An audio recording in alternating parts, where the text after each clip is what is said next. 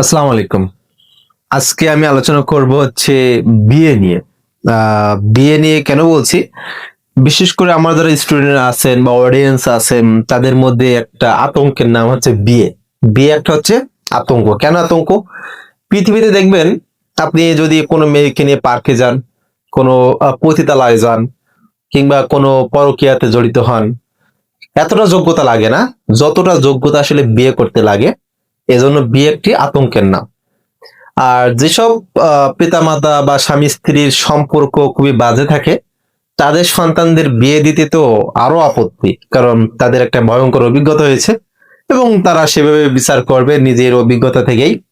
তো তাদের সন্তানদেরকে বিয়ে দিতে তো তারা আরো বেশি আতঙ্কিত হবে। তারা আসলে বিয়েটাকে একটা ভয়ঙ্কর এবং খুবই খারাপ বা এখানে একটা প্রবলেম, বিয়েটা একটা প্রবলেম, ম্যারেজ মানে একটা প্রবলেম ভাবে। এবং এই প্রবলেমটা কেমন, পৃথিবীর শ্রেষ্ঠ প্রবলেম। আপনি দেখেন, আপনি যদি বলেন যে আমি পাহাড়ে যাচ্ছি ঘুরতে, বাবা যাস নে 2-4 দিন পরে, কিন্তু এইখানে মানে পিতামাতা বলবে না যে আসলে এটা মানে বিশাল আকারের সমস্যা, মানে আপনি এইভাবে আপনার সামনে নিয়ে আসবে না যতটা মানে সমস্যা, বড় সমস্যা নিয়ে আসবে হচ্ছে আপনার বিয়েটাকে।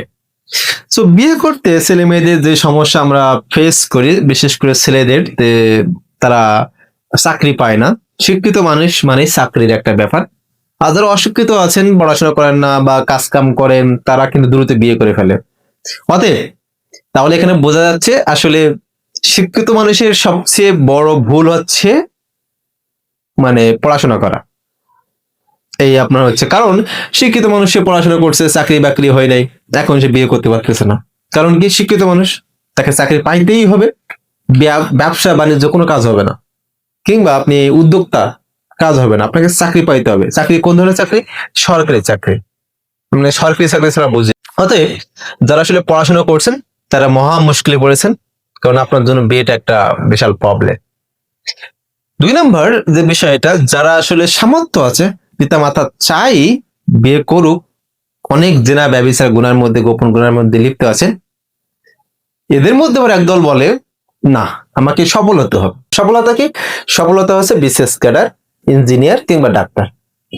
আর এই বিসিএস ক্যাডার বা ইঞ্জিনিয়ার কিংবা ডাক্তার হতে সবচেয়ে বড় সমস্যা যদি আমি বিয়ে করি, অর্থাৎ বিয়ে করলে সে আর কিছু হতে পারবে না। সে তার ভবিষ্যৎ দেখতে পেয়েছে এবং তার ভবিষ্যতে কি লেখা আছে সেটা সে পড়ে ফেলছে। তা নাহলে সে কনফার্ম কেমনে যে আমি ছাত্র জীবনে যদি বিয়ে করি তাহলে সেইগুলো কাজ করতে অসুবিধা হবে? আর আপনি দেখেন না, যারা আসলে বিবাহ করেছেন, আপনি দেখেন যারা আসলে লিডার আছে, তারা সবাই অধিকাংশ বিবাহিত এবং তারা খুব তাড়াতাড়ি বিবাহ করেছিলেন। বিবাহ করার পর তারা লিডার হয়েছেন এবং যারা বিশ্ব চালাচ্ছেন তাদের অধিকাংশই বিবাহিত। এবং আপনার দেখা যাচ্ছে যে তারা ভালোভাবে সংসার চালাচ্ছেন, দেশ চালাচ্ছেন। আর আমরা একটা বউ চালাইতে পারবো না। তার মানে বউটা হচ্ছে একটা, কি বলবো এটা, আপনার হচ্ছে পৃথিবীর সব পাহাড় মিলে এক করলে যে ভার হয়, সেই ভারের সমান হচ্ছে একটা বউ। বিয়ে করতে গেলে প্রথম যে প্রশ্ন, খাওয়াবে কি? তুই তো কিছু করিস না। আসলে খাওয়াবি কি, কিছুই করিস না, সেটা হিসাব আলাদা। তবে সে কিছু করে, অল্প স্বল্প বেতন বা ইনকাম টিউশনি থেকে আসে কিংবা কাজ কাম করে আসে বা পার্ট টাইম জব থেকে আসে বা কোনো কোম্পানি জব থেকে আসে, তখনও বলা হয় এই বেতনে আর হবে না। অর্থাৎ প্রথম বললো তুই কি খাওয়াবি, তারপর আপনি যখন ছোটখাটো একটা জব পাইলেন বা টিউশন করাচ্ছেন, তখন সে বলল এই বেতনে আসলে হয় না, এত অল্প বেতনে তুই খাবি কি আর তার খাওয়াবি। অতএব আপনি যদি দেখেন, আপনার একটু যদি বেতনটা বাড়ে, তখন বলবে 1 বছর পর 2 বছর পর একটা সন্তান হবে, তখন তার তার যে খরচ আছে সেটা চালাবে কি? অতএব বেশি বেশি ইনকাম কর, তখন হচ্ছে আমরা দেখে তোকে একটা বিয়ে দিয়ে দেবো। ইন্টারেস্টিং না? প্রথম বললো তুই নিজে খাস কি, তারপর আপনি যখন নিজের খাওয়ার ব্যবস্থা করলেন, এই যে ইনকাম, এটাতে আসলে দুজনের সম্ভব না। যখন দুজনের জন্য ইনকাম শুরু করলেন, তখন বললেন না একটা সন্তান আসবে, তার হচ্ছে কিভাবে খাওয়াবি। আসলে খাওয়ানোর দায়িত্বটা মনে করেন যে আপনার, আর বউ এবং ছেলে এবং আপনি মিলে 3টা হাতি। আপনার হচ্ছে 3টা হাতি, আপনার হচ্ছে দেখা যাচ্ছে যে ওই বন বা এলাকায় যা খাবার আছে, দোকানপাট, এগুলো হচ্ছে আপনারা খেয়ে থাকেন। অতএব আপনাদের এই খাদ্য পূরণ না করা পর্যন্ত আপনাদেরকে বিবাহ করা যাবে না। ঠিক আছে? অতএব এই হাতির বাচ্চা বা হাতিদের জন্য আপনাদের হচ্ছে বে অফ। চিন্তা করুন, রিজিক দাতা হচ্ছে আল্লাহ সুবহানাহু ওয়া তাআলা। যখন রিজিকের দায়িত্ব আপনি নিয়ে নিচ্ছেন যে ওকে খাওয়াবে কি, তাকে খাওয়াবে কি, বা নিজে কি খাবে, তখন অটোমেটিক্যালি নিজেকে বা আপনাকে রিজিক দাতা হিসেবে তারা মানতেছে, বা নিজেকে আপনি গ্রহণ করতেছেন যে আমি রিজিক দাতা, আমি রিজিকের ব্যবস্থা করতেছি। নাউজুবিল্লাহ। অতএব আপনি যদি নিজেকে রিজিক দাতা মনে করেন, আল্লাহ সুবহানাহু ওয়া তাআলা যে কাজ সেটা নিজের ওপর অর্পণ করে নিচ্ছেন নিজের দায়িত্ব থেকে, তখন তো আপনার জন্য এই রিজিক অনেক কঠিন হয়ে যাবে ভাই। কারণ আল্লাহর কাজ আপনি নিজে নিচ্ছেন, তা আল্লাহর কাজ বান্দা নিলে অবশ্যই সেটা কঠিন হয়ে যাবে, ভার হয়ে যাবে। অতএব যারা আসলে 10,000, 12,000 বা 15,000 বা একটা মোটামুটি ডাল ভাত খাওয়ার মতো একটা ইনকাম করতেছেন, তারা অবশ্যই বিয়ে করে ফেলবেন। আর ওই যে বিয়ে করলে এইটা করা যাবে না, এইটা হবে না, তাই সেটা হবে না, এটিও দেখা যাচ্ছে আপনি মনে করতেছেন যে আপনি আপনার তাকদির দেখতে পাচ্ছেন বা লিখিত আছে, বা আপনি আপনার তাকদিরটাকে পরিবর্তন করতে চাচ্ছেন, এমন একটা ভাব। আর আপনার কাছে একটা ফালতু সিস্টেম ঢুকিয়ে দিয়েছে যে সফলতা মানে হচ্ছে বিসিএস ক্যাডার, ডাক্তার বা ইঞ্জিনিয়ার। কে বলছে এই জিনিসগুলো সফলতা? তাহলে তো আমাদের পূর্বপুরুষ যারা আসলে, বা আমাদের মধ্যে যারা আসলে এই তিনটা পেশা বা যে কোনো সরকারি চাকরি হোক, ডাক্তার ইঞ্জিনিয়ার হোক, মানে এর মধ্যে নাই, তারা তো সফল না, সব ব্যর্থ, তাই তো? সফলতা আসলে এটা না। দুনিয়াবি যতই আপনি ইনকাম করেন না কেন, যত ধনী বা যত বড় সম্মানী লোক হন না কেন, এটা আসলে সফলতার সংজ্ঞা না। আমেরিকার প্রেসিডেন্ট হওয়া সফলতার সংজ্ঞা না, ঠিক আছে? কিংবা দেখা যাচ্ছে যে বিশ্বের শ্রেষ্ঠ ধনী হওয়া সফলতার সংজ্ঞা নাই, বিশ্বের শ্রেষ্ঠ বিজনেসম্যান হওয়া সফলতার সংজ্ঞা নাই। সফলতা হচ্ছে আপনার পরকালে জান্নাত, এটা হচ্ছে সফলতা। এই দুনিয়াটা হচ্ছে আপনার পরীক্ষা ক্ষেত্র, পরীক্ষা ক্ষেত্রে আপনি ফল ভোগ করবেন, তাহলে আপনি ভুলের মধ্যে আছেন। অতএব যারা আসলে সফলতার স্বপ্ন দেখেন ওই ধরনের, তারা বোকা স্বর্গে আছেন। বিয়েটা হবে আপনার যৌবনের সাথে, আপনার হচ্ছে টাকার সাথে না। অতএব যারা আপনাকে মেয়ে দিচ্ছে না, যে আপনি অনেক টাকা ইনকাম করেন না বলে, ওরা আসলে ভালো মানুষ না, ওরা দিনদার না, কিংবা ওরা আসলে মানুষের কাছে মানে মেয়ে দিতে চায় না, ওরা মেয়ে দিতে চায় একটা টাকার মানে হাতির কাছে। সো টাকার হাতির কাছে যে মানে, এবং সে হাকর, ঠিক আছে? কিংবা দেখা যাচ্ছে তার মেয়ে সিকিউরিটি মনে করে যে যার টাকা বেশি তার কাছে সিকিউরিটি বেশি। অবাস্তব কথা। টাকার সাথে সিকিউরিটি কি সম্পর্ক আছে? যাদের টাকা আছে তাদের তো সিকিউরিটি কম। অতএব দেখা যাচ্ছে যে সকল মানে মেয়ের বাবারা আপনাকে মেয়ে দিতে চাইবে না, এড়িয়ে চলুন।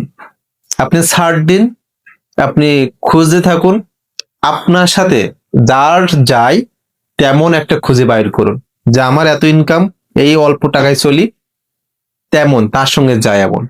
কিন্তু আপনি ইনকাম করেন 10,000, 15,000, কিংবা দেখা যাচ্ছে আপনার সাথে যায় না এমন একটা পরিবার, তেমন একটা পরিবারে আপনি মেয়ে নিতে চাচ্ছেন, মানে আপনি শুধুমাত্র ইউনিভার্সিটি বা মেডিকেল স্টুডেন্ট বলে, এই চিন্তা ভাবনা থেকে বাইরে হয়ে আসতে হবে।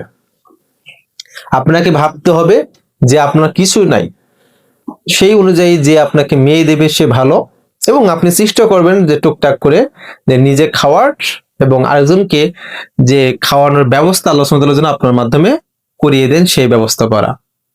অতএব যেসব স্টুডেন্টরা বিয়ের জন্য চেষ্টা করতেছেন বা পারতেছেন না, পিতামাতার অবাধ্য হওয়া লাগতেছে, হবেন, কোনো সমস্যা নেই। আপনি দিনের পর দিন গুনাহ করে যাবেন। আর এক্ষেত্রে বিয়ের ক্ষেত্রে পিতামাতার অবাধ্য হওয়া যায় সর্বাবস্থায়, কোনো সমস্যা নেই। অতএব কারণ কি আপনি চাচ্ছেন যে গুনাহ থেকে মুক্ত হতে, আর আপনার পিতামাতা সেটা বুঝতেছেন, আপনার যৌবনের যে সমস্যা সেটা। এক সময় আপনার বয়স হয়ে যাচ্ছে, যৌবন চলে যাচ্ছে 30-32, কিন্তু আপনি ক্যাডার হতে পারলেন না। অতএব আপনি দেখুন, আপনার বিয়ের বয়স হয়েছে কিন্তু অনেক বছর আগে, বিয়ের বয়স হয়েছে অনেক বছর আগে, কিন্তু আপনি দিনের পর দিন অপেক্ষা করতেছেন, বছরের পর বছর, আপনি কবে যোগ্য হবেন ওই বিয়ে করার, কিন্তু আপনার যে যোগ্যতা ফিজিক্যালি সেটা আস্তে আস্তে কমে যাচ্ছে। তাহলে আপনি তো যোগ্য হচ্ছেন না অযোগ্য হচ্ছেন? যত দিন যাচ্ছে তত তো ফিজিক্যালি অযোগ্য হচ্ছেন। ইকোনমিক্যালি আপনি হচ্ছে যোগ্য হচ্ছেন ধরে নিলাম, ফিজিক্যালি তো আপনি অযোগ্য হচ্ছেন। তাহলে আপনি যোগ্যতা অর্জন করতে যেয়ে তো অযোগ্য হচ্ছেন। আর বিয়ের যে মূল উদ্দেশ্য সেটাই তো আপনার হারিয়ে যাচ্ছে। মেয়ের বাবা মাদের কাছে আমি এই অনুরোধ রাখবো, যেসব ছেলেরা 32-35 বছর পর্যন্ত বিয়ে না করে থাকে বা 37 বছর, তাদের কাছে আপনার মেয়ে দিয়েন না। আগে খোঁজ নেন যে আসলে 20 বা 18 বছর থেকে 35 বছর পর্যন্ত তার যৌবনটা কাটালো কেমনে, কোথায় কাটাইছে। আর একটা বুড়ার কাছে আপনি, বুড়া অবশ্যই বললো বাংলাদেশের অবস্থা অনুযায়ী বা বাংলাদেশের ওয়েদার অনুযায়ী বয়স্ক অবশ্যই, তো একজন বয়স্ক ছেলের সাথে আপনার মেয়েকে কেন বিবাহ দিবেন? অতএব বিয়ে যারা দেরি করে তারা বেদিন, বিয়ে যারা দেরি করতে ভয় পায় তারাও বেদিন, ইমানের দুর্বলতা।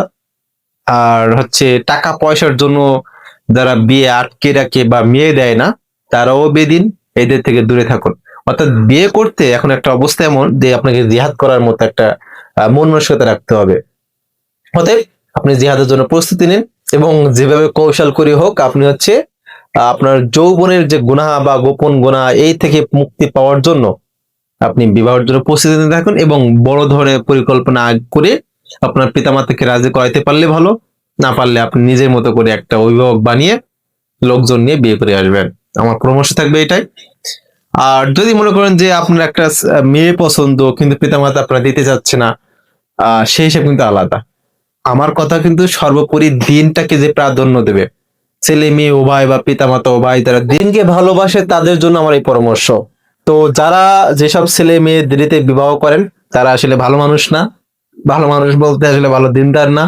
তাদের চারিত্রিক যে অবনতি সেটা একটু খোঁজ নিয়ে দেখুন, যে তাদের বয়সে অধিকাংশ সময় কোথায় নষ্ট করেছে, গোপন গুনাই কিনা। তাতে মানসিকভাবে তারা বেকারগ্রস্ত, তাদের আত্মবিশ্বাস কম, তা না হলে তারা অল্প বয়সে বিয়ে করে ফেলতো, বা উপযুক্ত বয়স, অল্প বয়স মিন এটা না যে 14-15, মানে 22-23-24-25 এগুলো কিন্তু উপযুক্ত বয়স। তো এই বয়সে বিয়ে করে ফেলতো, 30-32-35 পর্যন্ত সময় নষ্ট করতো না। আর মানে একই অবস্থা সর্বক্ষেত্রে। সো যারা আসলে ভাবেন যে বিয়ে করলে আসলে কোনো কিছু করা যায় না, তারা বোকামি। আসলে দুনিয়াতে যারা আল্লাহ সুবহানাহু ওয়া তাআলা যাদেরকে আসলে কিছু করার সুযোগ দিয়েছেন, তার অধিকাংশই বিবাহিত এবং বিবাহের পরেই তারা করছেন। আর আপনার ওই যে ঠুনকো সরকারি চাকরি 16 গ্রেড, 12 গ্রেড বা নবম গ্রেড বা 23,000 টাকা, কিংবা দেখা যাচ্ছে 30,000, 35,000, 40,000 টাকা, এই ঠুনকো আসলে এগুলো সফলতা বলে না। এগুলো আসলে কোনোভাবেই সফলতা না, এগুলো পাগলামি। 40,000, 30,000 টাকা বেতন, এগুলোকে সফলতা বলে? কি একটা পাগলামির মধ্যে আমরা পড়ে আছি। অতএব এগুলো থেকে বাইর হন। আজ এই পর্যন্তই। অন্য একদিন এই বিষয়ের উপর কিংবা অন্য বিষয়ের উপর আবার কথা বলবো। আসসালামু আলাইকুম রহমতুল্লাহি ওয়া বারাকাতুহু।